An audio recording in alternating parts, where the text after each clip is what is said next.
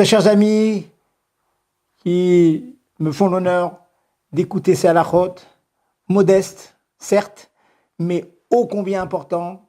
Je le dis, je le répète, étudier une halacha tous les jours, c'est un attachement profond, nifla, extraordinaire avec Dieu. N'oubliez jamais, ne laissez jamais passer un jour sans au moins une halacha.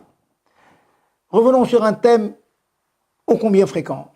Combien attend-on après la viande pour prendre du lait et l'inverse?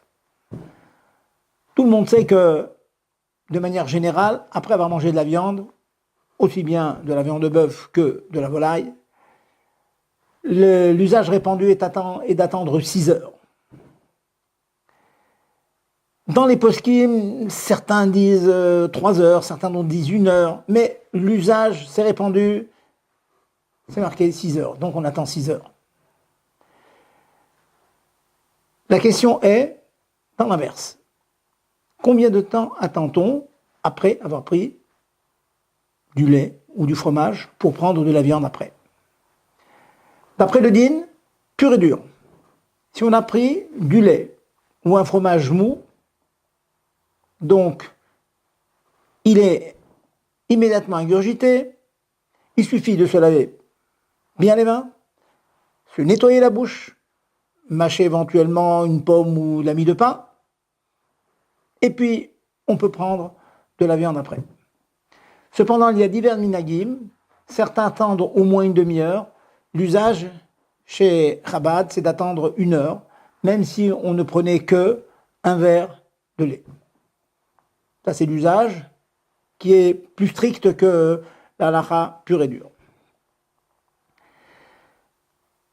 Dans le cas où on aurait mangé un fromage dur, alors les fromages durs d'autrefois, qui étaient faits dont la conception était très lente, on laissait le fromage vieillir très très très longtemps. L'usage s'est imposé aussi d'attendre 6 heures. De nos jours, l'immense majorité des fromages n'attendent pas tout ce temps et normalement, demander au Rav qui aura fabriqué, très souvent je demande au Rav qui fabrique le fromage, 1 heure suffit. Dans certains cas, on attend 3 heures, mais dans la majorité des cas, on attend qu'une seule heure, ça suffit.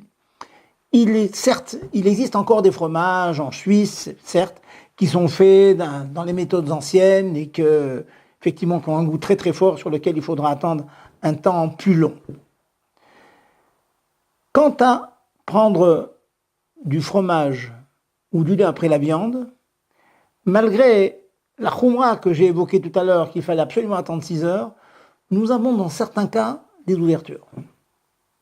Sachez que, d'après le Zohar et d'autres décisionnaires, 1 heure suffit. Eh bien, la halacha s'appuie sur cette chita, sur cet avis, dans le cas d'une personne qui est malade. Imaginez qu'une maman vient d'accoucher, elle a pris un peu de viande, et puis elle a pris une bouchée de viande, rien que ça. Donc théoriquement, il faudrait qu'elle attende 6 heures. Mais il est 8-9 heures du soir, et devrait prendre du fromage ou du lait avant de dormir, elle en a besoin de faire. Pour un malade, retenez cette halacha, on peut se contenter d'1 heure d'attente après la consommation de la viande. Pour les enfants, imaginez que vous ayez donné à un enfant de la viande dans le repas du soir.